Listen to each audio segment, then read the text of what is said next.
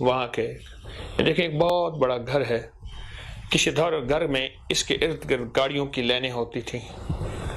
ملک کے ایک سابق بادشاہ تھے، ان کا ایک گھر تھا، آج ویران پڑا ہوا ہے، بالکل ویران پڑا ہوا ہے. دن ہو یا رات اب میری سکن رہے گلوئنگ ہمیشہ، کیونکہ آئی ہیو نسا کولیجن بوسٹ. 3 دوست، ایک کہانی اور وہ لمحے.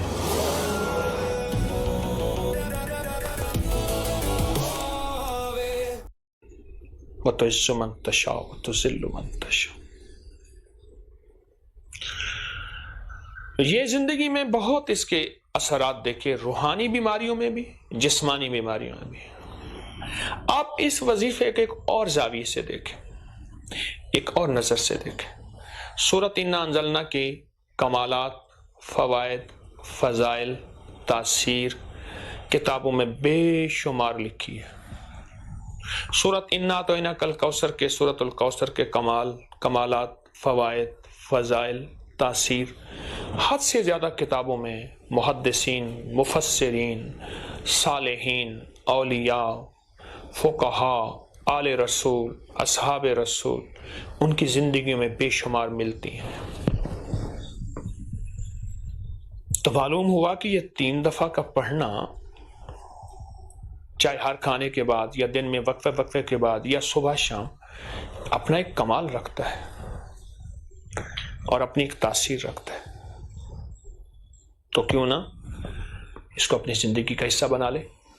اگر یاد نہیں تو یاد کر لے. تو کون سا ایسا مشکل ہے؟ وضو شرط نہیں، پاکی ناپاکی شرط نہیں، مصلی شرط نہیں، قبلہ رخ شرط نہیں،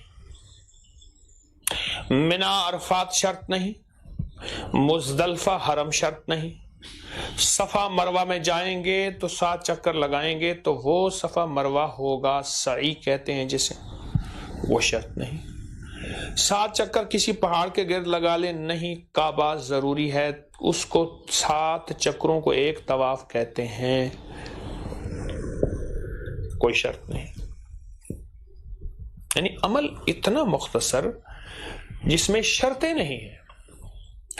جن اعمال میں شرطیں ہیں وہ بھی ہمارے ہیں، ان کی تاثیر بھی ہے، ہم ان کو کرتے بھی ہیں، کریں گے بھی صحیح. کیوں؟ اسی کا امر ہے کہ اس عمل میں یہ شرط ہے، ٹھیک ہے، ہمیں دلیل کی ضرورت نہیں، حکم ہمارے لیے سب کچھ ہے. یہ عمل میں اس کی آسانی بتا رہا ہوں کہ اس کی آسانی ایسی ہے کہ اس میں کوئی شرط نہیں ہے. کمال بہت ہے، تاثیر بہت ہے، برکات بہت ہے.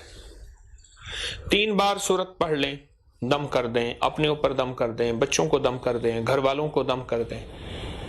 بڑی بڑی بیماری ہیں، چھوٹی چھوٹی بیماریاں ہیں، اس کے لیے دم کر دیں. اول آخر 1 دفعہ درود پاک، 3 بار درود پاک، ہر دفعہ بسم اللہ الرحمن الرحیم ساتھ ہو اس کے. پر چھوٹا سا عمل ہے، میں نے جب سے سنا، پھر میں نے میگزین میں لکھا، پھر میں لوگوں سے سیکھتا ہوں، آج بھی سیکھ رہا ہوں. وظیفے، ٹوٹکے، عمل آج بھی سیکھ رہا ہوں، لوگوں سے سیکھتا ہوں، پھر لوگوں کے مشاہدات آگے پھیلاتا ہوں. لوگوں نے بہت بتایا اس کے فائدے، لوگوں نے بہت بتایا اس کے کمالات. زندگی کا حصہ بنا لیں اپنی زندگی کی. کچھ اگر وظیفے تسبیحاں اور ہیں تو یہ شامل کر لیں. اچھا، ایک اور کام کر لیجئے گا،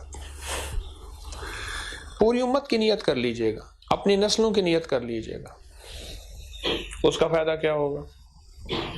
آپ کو خوشخبری دیتا ہوں اس کا فائدہ. وہ خوشخبری یہ ہے، جتنی بڑی دعا اتنی بڑی مدد.